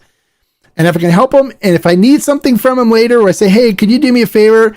I'm going to do a thing where I'd love to present your tequila. Can you send me some bottles? They'll say, yeah, they'll send me bottles so I can serve it at an event I'm going to do, or they'll sponsor something that I'm going to do to help because I help them. So I know that it'll come back to me. And I know when they come out with a añejo or an extra añejo, or they come out something where they want some help getting the word out on a new product or a new idea, or if they want to say, hey, I get brands all the time that message me that say, hey, we're thinking about doing something new. Do you have any ideas of something that we could do? And I help them create new ideas for things they can do with their brands. That's how I started doing all this stuff with Carrera. The Carrera 54, when I reviewed their stuff originally, they just had the Blanco, the Repo, and the Añejo, and I liked it. It was good. I told them I liked it was good. And then they're like, well, would you like to do a project with us? And I said, absolutely, let's do a project. They said, well, what do you want to do? And I go, I really think you guys need a still strength Blanco. And they go, you do? And I said, yeah. I said, how about we create one? And they said, okay. So I flew out to Mexico on my own dime. I paid for it, put myself up in a hotel up in Arandas, paid for my transportation, everything. They did take me out for tacos. So they paid for tacos once. I'll be transparent about that. They did pay me in tacos, but I worked with them on creating the flavor profile and creating the Carrera 54. And we did some different stuff. I made 3 trips out there at my own expense. I didn't bill them for anything. And worked with them on creating that profile and creating that new expression from them. And then we did the Dos Maderas project where they're like, okay, what other project can we do? And I said, well, have you tried doing a mix between French and American oak? And they're like, no. And I said, well, let's do that. So they had some Napa Cabernet barrels. And so we did that. And it was a beautiful project. It turned out great. We did single barrels on those. Amazing stuff. Amazing stuff. And so now, the latest time that they're like, hey, we would like to do another project with you. I said, okay. I said, what I think you guys really need now is to do a Joven. But let's treat the Joven differently. And they said, okay. What would you what do you want to do with it? And I said, let's do it where it's a special release. I don't want to do it where I'm creating a batch and all of a sudden you guys come out with more batches and stuff. Let's do it where it's a special release, where every year we do a special release of it. And that way we get people talking about what could possibly happen. We'll change the blend of it every year so it has a different flavor profile. And they said, okay, let's do it. So I went in and we blended this one first, which is this one I'm calling the perfect aged expression, the perfect aged tequila. So next year we could do something different where we're working with wine barrels, or we're working with something with a different flavor profile that's unique and different. And we're going to make this better than like winter blend thing that they do at Fortaleza. It's going to be better. And so far, this will blow any winter blend out of the water, and it's $65.99 a bottle. There, I said it. $65.99 a bottle versus $499 or whatever they're charging for the winter blend stuff these days. It's crazy. This will blow anything. Blind taste it against any winter blend, it'll blow it out of the water. I guarantee you. If you haven't tried it, you're missing out. Personal opinion. I wouldn't, if you want to talk about getting FOMO, this is one thing you don't want to miss out on. Get it while you can. Half of it's already sold. And people, when they buy it, are coming back and buying more. 86%, I looked up the numbers, 86% of the people that bought are coming back and buying more. That's got to tell you something. All right, so hurry. I did some preliminary research. Feels like $1 to $3 million USD to do it. $5 million to do it properly. It's a minimum of $5 million. That's the numbers you want to look at. Hey, Naveen, it's been a long time, man. How you been? Haven't seen you around in a long time. Glad you can make it. Awaiting your review on Carrera Taona Blanco. I do have it, and I will be doing a review on it. So look for that coming up. I've got a lot of reviews I need to do. I need to get done. But I've been having some problems. You can probably hear him barking in the background. I work out of my home, and I have a puppy. I have a Australian Shepherd puppy, and I've been working on training him to the point where I can leave him so I can do these live streams and stuff without my wife being home, without him destroying the downstairs of the house, because they're very hyper puppies. His name's Dallas. So I'm working on getting him so I can have him sit here in a bed. If you notice that I have this bed here, you've probably seen it on the floor. That's his dog bed. So eventually I want to get him so he can come in here and hang out with me while I'm doing videos and stuff. So he ended up buying another bottle of Carrera. Yeah, you can't not. After you try it, it's like, I dare anybody to tell me that they found an Añejo or Repo or whatever that's more balanced and better tasting than this. I dare somebody. There's some good Añejos out there, and it depends on what you like. I mean, if you like it where it's really strong barrel and you want your Añejo to drink like a bourbon, this is not going to be for you. But if you want a balanced aged spirit, so it's like a balanced aged tequila where it's got lots of agave to it, and then it's got just that beautiful creamy mouth feel to it. You get the chocolate and fruit and vanilla and caramel notes to it, and it's just no burn at all. Then this is the puppy you want. This is the way you want it. This is the one you want. You guys, don't forget to click the thumbs up and give me a like while you're coming on here. Click the thumbs up. Click it. Just click the thumbs up and give me a like. You only got 14 likes and there's 20 people on. So, and I know some of the 20 people that are on didn't click the thumbs up and give me a like, but help me out here. I don't think that's asking too much. Just click that thumbs up. All right. So what other questions, you guys? We're having some fun now. We're getting some good topic discussions going on. So that's what, anytime I do a review, there's never any ulterior motive behind it. I'm just telling you what I feel and what I like and what I don't like. What We never stock on anything on ferment and still unless I like it. Well, that's not true. We had one tequila that I stocked on there that I didn't really like, but I put it up to getting a bad batch. That's another thing too. A lot of people don't understand that every batch from tequila is completely different from the other one, unless they're using additives. So when you find a good batch that you like, try to buy as many bottles from that batch as you can, because the next batch may not be as good. Now, I've had brands like when I did the Volan's still strength review, I had a friend of mine do it. Mr. Tequila Mother Clucker did the review. He took one for me because that tequila was extremely hot. And it burned my throat. I could barely talk. And that happens sometimes with batches, especially from Felipe. Not every batch Felipe does is amazing. You get bad batches every once in a while. And that one was really hot. I don't know what they did, but it burned. The first batch of Volan's burned. But then people are like, oh, I really like it and blah, blah, blah, blah, blah. And I was like, well, you're probably having a different batch. And I haven't bought any more or gotten any bottles sent to me to review later batches that I'm sure are better. But we stocked it on ferment still anyways, because I knew that Felipe would get a batch out that's good and the people would want to buy it. And then so it's stocked on ferment and still, even though I didn't like the first batch.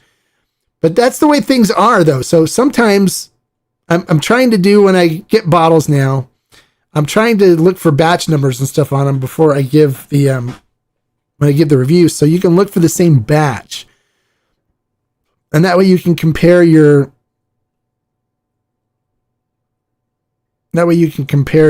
tasting notes with mine.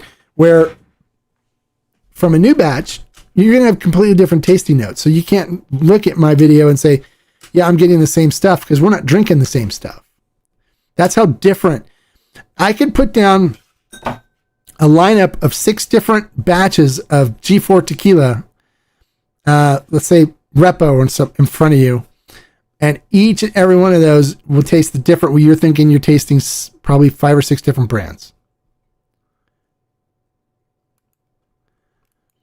What is your take on Costco Tequila being involved in the lawsuit?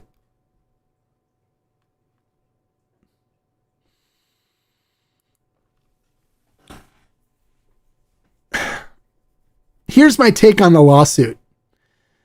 It is a money grab. That's all it is. It's a money grab.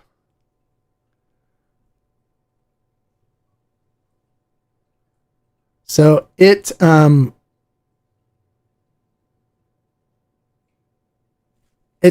class action lawsuit law firm that's hoping to get settlements from deep pockets. So they're hoping Kirkland will settle with them. They're hoping all these other places will settle with them. But I think these lawsuits are going to get shot down as being not viable lawsuits, because I think the technology that they're quoting on it is not proven. And they're going to get destroyed in court by experts that are going to talk about how this technology is not proven. There's no way there's no way they're going to be able to prove that they didn't use agave in making these tequilas. Everybody in Mexico, when I'm talking about, they're like, yeah, these are garbage. It's not going to go anywhere. So I wouldn't put anything on those lawsuits. So you really enjoyed the Volan's first batch for my palate. I'm a mezcal drinker, so I prefer hotter stuff generally. Oh, that's okay. That's fine. I don't know if we were drinking the same batch, but the one that I had was on fire. It burned really bad. So that's what it was. It was for me, to the point where I was like, and I drank bourbon and I drank, whiskey before, but that was so bad. I was like, oh my God, I was like, It was so bad. So I actually ended up aging it. And so I've got it aged downstairs now. I put some Beyond Barrel aging staves in it.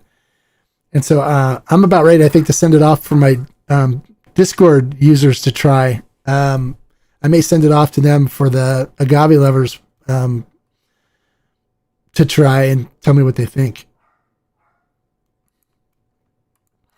You really love the Cura 50. The Cura 54 is excellent. I need to grab a Joven. Yeah, absolutely. Grab the Joven, absolutely. But understand, it's not a Blanco. It's a blend. So it's got cast strength Añejo, cast strength Reposado, and cast strength extra Añejo mixed in with the 54 and the 40 proof Blanco. So it's beautiful. There's no water in it at all. No water added to dilute it down. We use tequila to dilute it down. So beautiful stuff. Amazing.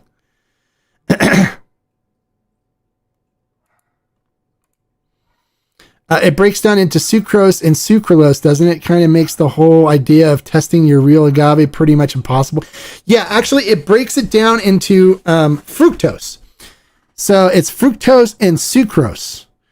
Agave, when you cook it, is 80% fructose, 20% sucrose. What happens is when it's fermented, the whole structure of it is changed anyways. And then when you put it in a barrel, right, you're going to get whatever was in that barrel. So if there's whiskey in the barrel, whiskey's made with corn and grains. So you're going to show whiskey stuff in there if there was any residual stuff in there. There's so many things too. And then if they're using additives, which they're allowed to, if there's anything that was any sugars in it from anything, it's like there's so many factors in it that could cause it to be wrong. But also, you break down an ethanol molecule and be able to tell what kind of sugar source it came from? I don't think so. Even if you're using nuclear resonant technology, magnetic nuclear resonance, or whatever they're calling it, there's experts out there that are saying that's malarkey. You can't tell what kind of sugar, sugar that ethanol was generated from. You can't tell. So it's kind of a, money grab, but it's also meant to cause some bad PR for the companies that they think are making bad tequila. But people don't understand that there's no such thing as bad PR. I mean, any public relations, any publicity, bad publicity, any publicity is good publicity. So if people are talking about you, it keeps you relevant. It's when they're not talking about you that you're no longer relevant. So these lawsuits that are going on right now, there's a lot of speculation as to who's behind it, even though their name is not on it directly because they may be afraid of some retribution and stuff. But some people have some ideas as to who's behind it. But the law firm that's doing it is one that does nothing but class action lawsuits. So they're into trying to get deep pocket companies to settle versus going to court. But a lot of these deep pockets are going, no, we're going to court, which is good. They have their on payroll legal counsel, their company's legal counsel handling it. So they're getting paid anyways to do this stuff. So I think they're messing with the wrong people. So it's a money grab. There's a lot of things going on in the tequila world that are money grabs, that are people are just looking to make money off of. I mean, for heaven's sakes, it's a poison. Ethanol's not like a health food. It's not something you consume to be healthy. It's a poison.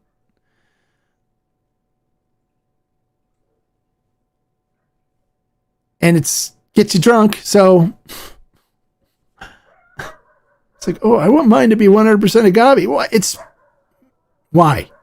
Why does it matter? It shouldn't matter anyways, but as long as it tastes good, you're not getting any health benefits from it being agave. People are like, well, 100% agave. I want it to be 100% agave. Well, it is 100% agave. They're trying to prove it isn't, which they can't. You can't. And what people don't understand now is that it's more expensive to use other sugars right now than it is to use agave. Agave's cheap. It's really cheap right now. They're making all kinds of batches of tequila right now to store and to age because it's so cheap and they don't want all the agave rotting in the field right now. So I don't think these lawsuits are going to go anywhere. I think it's going to just fizzle out, and they can keep trying to add more companies to it to try to extract money from the ones that are willing to pay for it. But hopefully none of them do it and they all fight. I'd like to see them all get together and fight it together. That would be amazing. Even though I'm not a huge fan of Bacardi or any of the big liquor companies.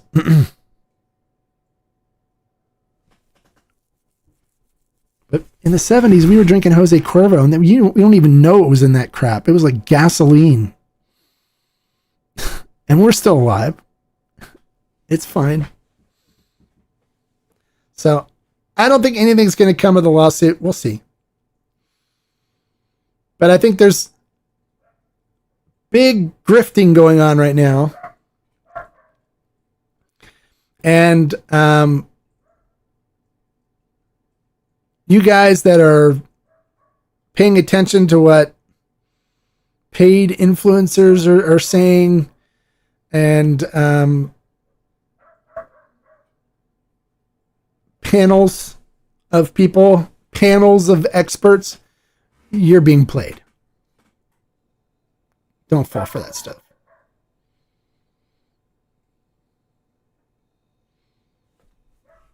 That's my personal opinion, and I'm entitled to it. And that's why some of these guys, paid influencers, hate me, because I'm not afraid to call bullshit. I'm not afraid to tell them you're full of crap. And I don't do collaborations and stuff with them. They've asked. I don't need to. I don't want to, because I don't want to attach my name and my reputation to some of the junk that they're doing right now. So,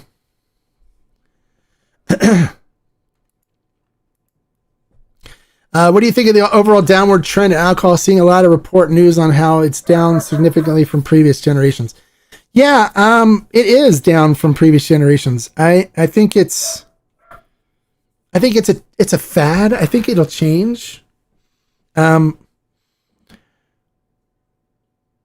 But I think the liquor industry and the wine and beer industry are doing it to themselves.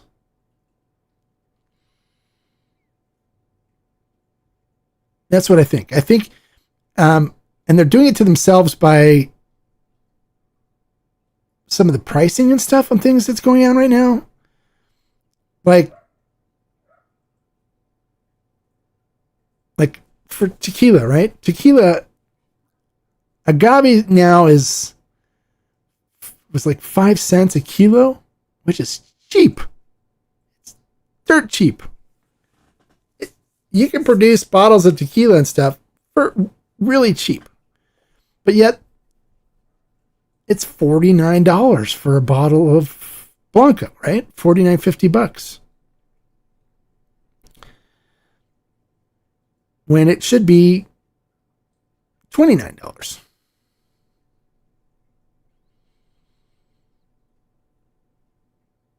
So I think with the pricing, the way things are going, like extra añejos that are $400-$500, $600, $800, I think it's crazy. And so it's driving people away. People are like, especially now when times are getting tough, where people are having to pinch pennies now. They're having to watch things, especially with, prices going, grocery costs are going up. Cost of healthcare is going up. My mother-in-law's got cancer now, and so she's been in hospice care, and that's costing a small fortune for her to do that on Medicare, Medicaid, and stuff. There's a lot of things that are getting really expensive, and people just are spending the money on other things that are less expensive. Napa Valley is killing themselves with their pricing for wines out of Napa. I mean, there's some Napa Cabernets that are $150 for a bottle of wine. Why? But now it's funny because now that there's a downturn and they have all this wine that they can't sell for $150, $200 a bottle, they're selling it for $39 a bottle now. And it's like, okay, well, that's better. So, I've been able to buy some really nice wines from Napa now for a fifth of what they normally sell for, because they got to blow them out because they have other wine that they're making. So I think if they adjust the pricing and they get it down and make it so it's a little more reasonable and affordable, especially for like the Gen Alphas or the Gen, I'm Gen X, the Gen Zers or stuff that are in college now.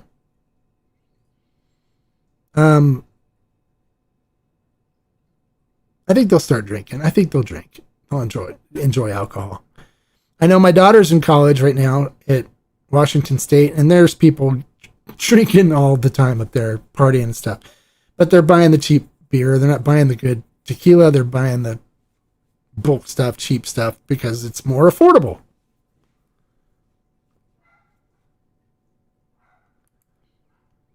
What are some of those buys on Napa Cabs? Just got some Heights Cellars. It's called Ink Grade Cabernet Sauvignon. Normally sells for about $80 or $90 a bottle. You get it for $30 a bottle. There's some, what is it? I'm drawing a blank on the name right now. A Cabernet Sauvignon. It's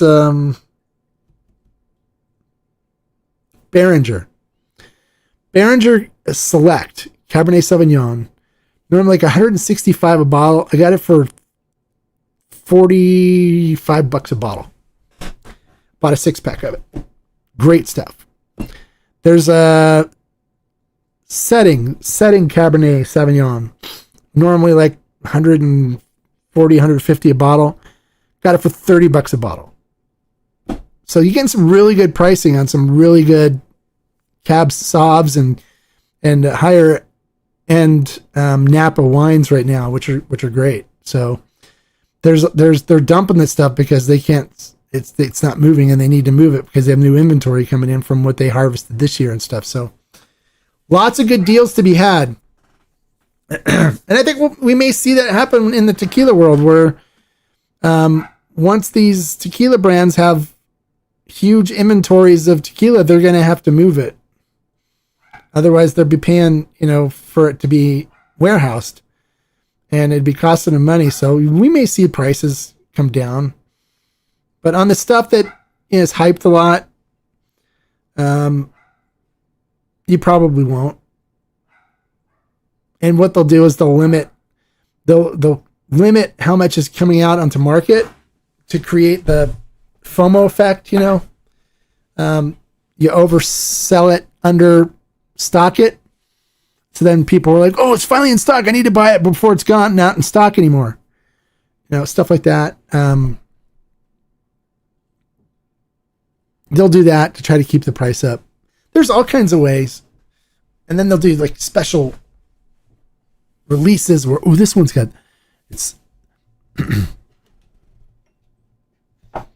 I was going to do a voice for this, but you need to buy this one because it's got fiber in it when they did the fermentation. Ooh, I have to get a bottle of the one with the fiber fermentation. We used a special yeast that we got from the back of a monarch butterfly on this one. Ooh, it's a monarch butterfly yeast. This is going to be fantastic. Oh my gosh, I got to do this one. We pulled the yeast out of a pizza pie and made this. Oh, it's a pizza yeast on this one. Oh my God, that's going to be awesome. I need to make sure I get a bottle of that. So it's like all these little special batches, which they try to, get you suckered into wanting to buy them. And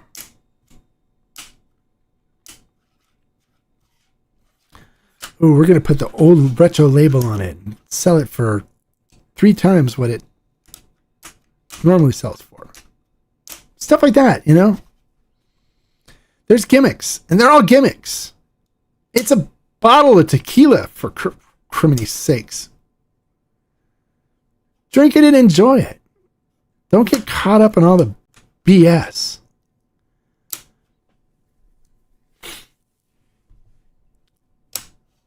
That's all. It's not rocket science, and you can't let people play on your emotions. It took me a while to learn that, but now that I'm older and more experienced, so I've been doing this tequila thing for longer than just about anybody. Most of the influencers that you see right now online on YouTube and Instagram started during COVID. I was already doing this before that.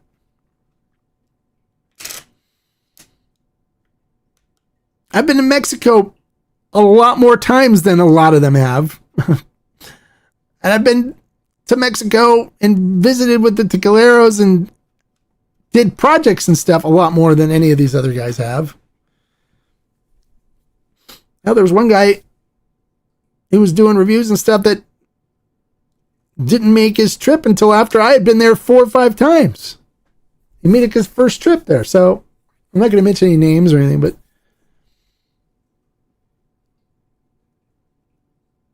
I'm one of the OGs. I'm one of the old guys. I'm one of the ones that's been doing this the longest.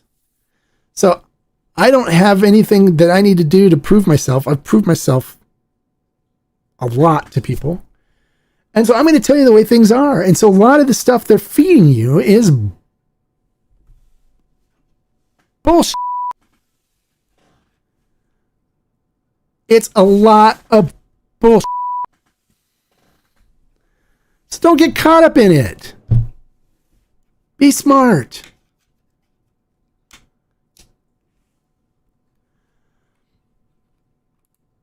Yeah, see, I hate that you bought it in the Coscana's Jungle Juice FOMO. Yep, very overrated. That happens. There's so much stuff that they're doing to try to get you in. And, oh, this is going to be special. This is going to be different. It's tequila. It's tequila, for sake. There's nothing different about it. It's Weber Blue Agave. It's yeast. It's water. And it's barrels. It's all the same stuff. So people are like, oh, I love it when I get criticism on my tasting notes. It's like, all your tasting notes seem the same. Well, I'm drinking the same stuff. Why shouldn't it be? It's tequila. All the tasting notes are going to be the same. Because it's like saying, oh, well, I have a beef that tastes like beef. Now, some beef tastes better, has more, if it's seasoned right, it'll have seasoning and stuff on it, which is great, but it still tastes like beef. When you eat it, you're going to go, yeah, that's a steak. I'm eating a steak. It may be a really good tasting steak because it has salt and all the other stuff, all the seasonings and stuff on it, but it still tastes like steak. Well, Weber Blue Agave, when it's cooked, tastes like Weber Blue Agave.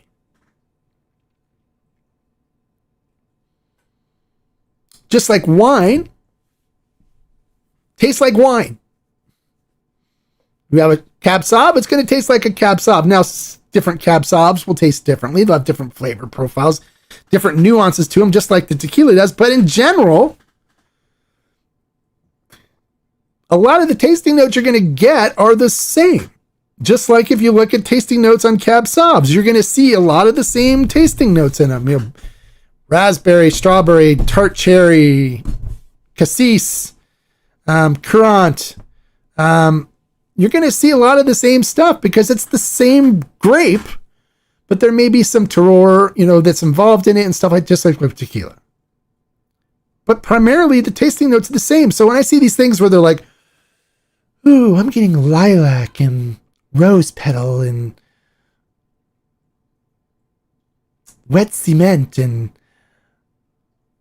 dark truffle, I just look at the screen and I go,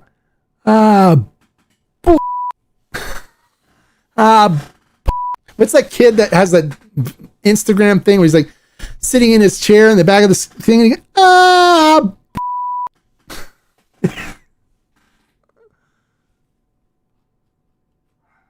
So that's it, you know.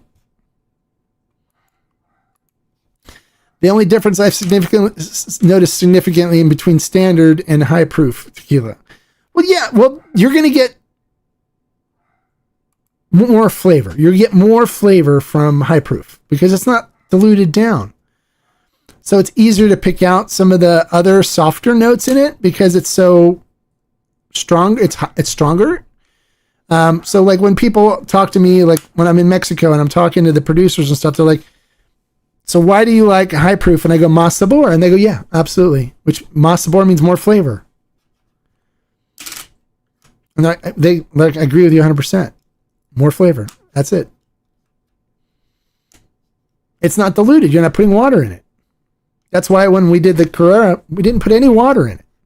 It's not diluted. It was diluted with tequila.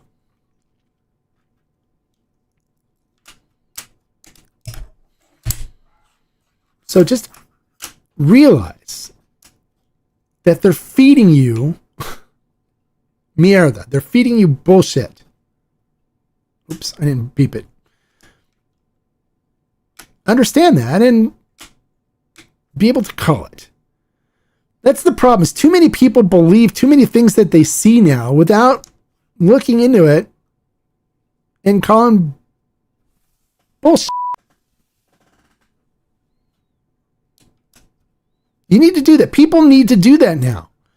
When somebody tells you something, research it first. Look it up.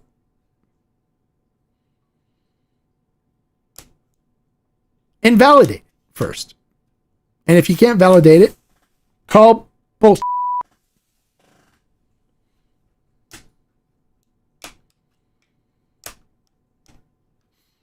There used to be an old saying, you know, I'm from Missouri, I have to be shown. I love that people from Missouri, when they had that, there's the show me state, because they like didn't believe anything unless you showed them.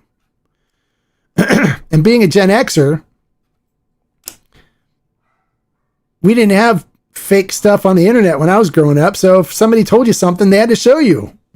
This is what I was talking about. I'm like, okay, yeah, I see it's true. All right. But now AI, they can make up all kinds of stuff and tell you all kinds of things and twist it and try to make it sound special and spin it. And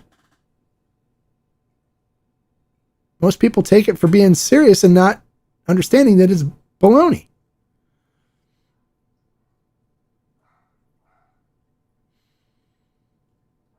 So don't trust that. Even me, if you don't believe me, don't trust me, look it up.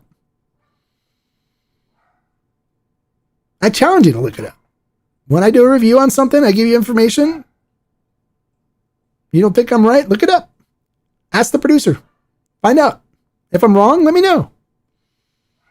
In most cases, I verify the information before I do the review, so I know what the correct information is. If I got it wrong, I'll get it wrong and I'll correct it. I say I don't get paid by brands when I'm doing. You don't believe me? Ask him. You can message Mauricio Camarena and ask him if they've ever paid me to do anything. He'll tell you. You can verify anything that I tell you. You can verify.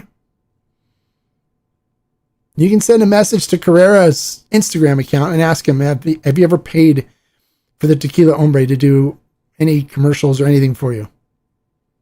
Or any reviews? They'll respond. They'll tell you. Ask Yayo, right? John Bollinger. Ask him if I've ever charged him anything. Ask G4 if I've ever charged him anything. Although G4 did hire me to serve their tequila at a margarita festival, which I've talked about before, and a tequila festival. They needed help, and so they hired me, and I went up and did tequila education and poured their tequila and let people taste it. But I was working with them outside, helping the brand. They needed help, and I was available to help them, so I did. And they paid me for it because I wasn't going to drive up to Mammoth and Avia Beach by myself. And you want to understand what kind of work I was doing? You know people like Chris Maxwell? You can ask him. I worked with Chris at the Avila Beach Margarita Festival. He was in the table next to me with Fortaleza. So it was myself doing G4. It was Fortaleza next to me, and it was the Del Vida Mezcal was in the booth, was in the table next to them. All three of us talked. We hung out and talked to each other. But I presented G4 and poured and educated people on tequila while I was there for them. But I never get paid to do reviews or to do videos. When I do videos, it's because I want to, because I think the brand needs it or wants it or deserves it. And I want to do content on it. So that's why. You can verify it. Verify all this stuff.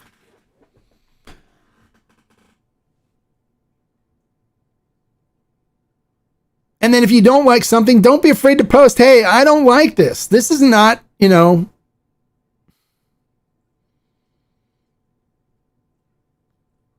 that's why I've had it where before I really got as popular as I am now. People used to post a review on something. I tried it. And I didn't think it was that great. And so people were like, what do you mean? I tried it and I didn't think it was that great. This is what I thought. Blah, blah, blah, blah, blah. And I would have people that were like, yeah, I agree with Mark. And I agree with Mark. Yeah. And then they make them upset because I ruined their post. But don't be afraid to do that.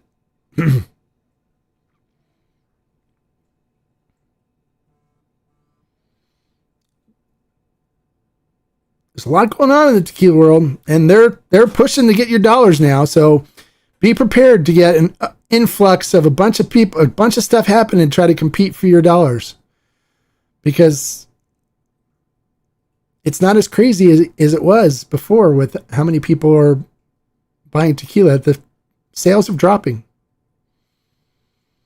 and there's more brands coming into the marketplace to compete for your buck. So you're going to see all kinds of stuff. You have a question about something, send me a message, DM me, I'll help you. I don't charge anything for it. I have people DMing me all the time on Instagram. You really want to support what I do and get good access to me, join the TBAC, the Discord. It's $10 a month. It supports what I do. And you get full access to me. All the guys in there tag me and ask me questions and stuff all the time, and I respond all the time. But those are the people I try to cater to the most because they're the ones that's supporting what I do. And we'd love to have you part of the community. There's a good group of people. A lot of the guys you see here right now that are commenting on this live stream are members of the Tequila Barrel and Agave Collective on the Discord. And I appreciate their support, their memberships. All right, that's it for this week, guys. I'm going to go ahead and have dinner. I think my wife's probably preparing dinner for me right now. So next week, we're gonna get into the history of the Camarena family. So let's have some neat discussions on that. So I hope to see you next Wednesday at 3:00. Same bat time, same bat channel right here on YouTube. And have a great weekend. Enjoy some good tequila. Try some of my recommendations that I made. Make sure if you haven't picked up the bottle to Carrera Joven. This is really good stuff. You're going to thank me once you do. Trust me. I would never lie to you. It's really good. But look for my other buying suggestions for the holidays coming up too. I'm doing my holiday gift guide. Look for that. And I'll put together some other interesting content. I'll be doing some reviews, getting some reviews up. So look for those too. I got the agave vice coming in sometime within the next week. I think they're going to bring a bottle back from Mexico and send it to me. So I'm looking forward to telling you guys more about information about that from Yayo. And we got the Cowboys Eagles on Sunday at 1 o'clock Pacific Standard Time, 4 o'clock Eastern. So we got to watch that and root for the Cowboys. Got to root for my Buckeyes. I'm a big Ohio State Buckeyes fan. Go Buckeyes. And I'm a big Trojans fan. So go Trojans, beat Oregon. So good football this weekend. Enjoy some great tequila while you're doing it. Smoke a good cigar as well. And like I always say, life is too short to drink bad tequila. So hey, keep watching my channel. Keep supporting what I do. Keep listening to one of my recommendations. Give them a try and you can't go wrong. Salute, guys. Good night. Thanks for tuning in.